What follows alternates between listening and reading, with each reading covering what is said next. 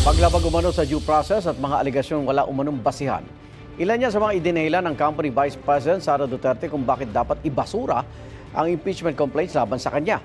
Bibigyan ng 3 araw ang mga complainant para sumagot. May 3 araw din para magsumite ng rejoinder o panibagong sagot ang bise. Target ng House Justice Committee na simula ng impeachment hearing sa April 8. Kaya unang balita si Jonathan Andal.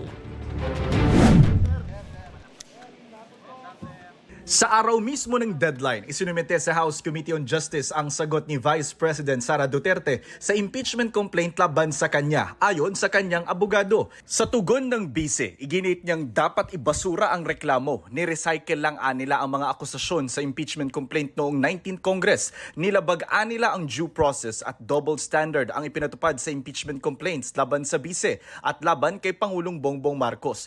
We raised due process issues because of what we feel sa aming pananaw ay hindi naging uniform yung standards ng pag-determine ng sufficiency, inform and substance doon sa naging impeachment complaints laban sa ating Pangulo at impeachment complaints laban sa ating kalawang Pangulo. Gate ng kampo ng bise na prejudge o nahusgahan na rin nila ang mga ebidensya laban sa bise. Itinuring din umano na gospel truth ang mga pahayag ng nagpakilalang dating security aide ng bise na si Ramil Madriaga na nagsabing naghatid siya ng milyon-milyong pisong pera para sa ilang individual. Wala raw ni isang ebidensyang inilabas si Madriaga para patunayan ang kanyang mga alegasyon. Sabi ni Attorney Michael Powa ng defense team ng Vice Presidente, ang kanilang isinumite ay answer ad cotellam. Salitang Latin ang ibig sabihin ay as a precaution.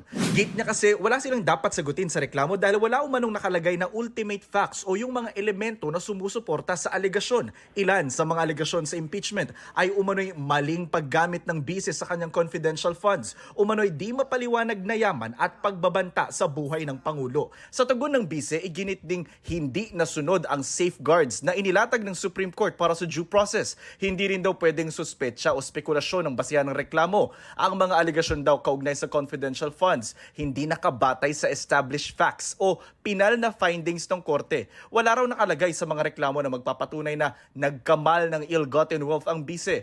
Kaugnay naman sa alegasyong nagbanta umanong ipapatay ng bise ang Pangulo, First Lady at dating Speaker. Wala raw patunay na may ganon ngang kontrata at umasa lang daw ang mga complainant sa mga anilay exaggerated conclusion.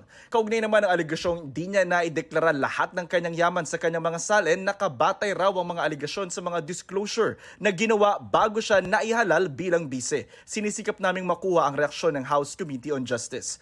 Sa isang pahayag, iginit ni Committee Member Terry Ridon na binigyan ng due process ang bise. Binigyan nga siya ng pagkakataong tumugon pero hindi naman daw sinagot ng bise ang mga alegasyon. Nakalatag din niya ang ultimate facts na may kinalaman sa maling paggamit ng confidential funds, pagbabanta, di may paliwanag na yaman at paglabag sa requirements ng SALN.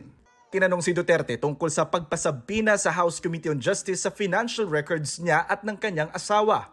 Kausapin muna nila ng maayos yung mga abogado nila dahil sa nakikita natin ngayon ay yung mga iilan sa mga members of the House of Representatives ay inaabuso yung kanilang posisyon at kapangyarihan at more than that ay lumalabas na para silang mga law benders. Wala po nga pag-abuso, wala po nga law bending dito, no? Kundi ito po ay pagpapatupad ng mandato ng proseso po ng impeachment laban sa pangalawang Pangulo. Kailangan pong ipaliwanag ng pangalawang Pangulo, ito pong tinatawag nating 50 million wealth gap sa kanya pong pag-aari, no? And siyempre, pagka hindi po ito naipaliwanag mula doon po sa kanya pong mga negosyo, propesyon at iba pang mga pinagkakakitaan, meron pong prima facie finding na ito po ay unexplained wealth.